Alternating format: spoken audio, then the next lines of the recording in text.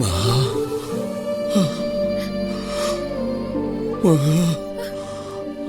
ஐயோ தாத்தா, என்ன பண்றீங்க? முதல்ல கைய கீழே போடுங்க. இந்த நிமிஷம் நீதாமா என் கடவுள்.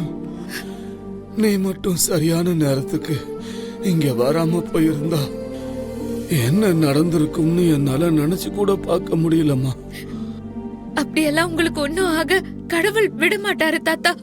இந்த புக்குல இப்பதான் ஒரு வார்த்தை படிச்சேன். வாழ்க்கையில சின்ன விஷயம்னு எதுவுமே இல்லம்மா, ஒவ்வொன்னும் ஏதோ உன்னோட தொடக்கம்தான்னு நமக்கு சொல்லுது. நீ இந்த வீட்டுக்கு அம்பிகாவை பார்க்க வந்தப்ப நான் அதை ரொம்ப சாதாரணமா நினைச்சேன்.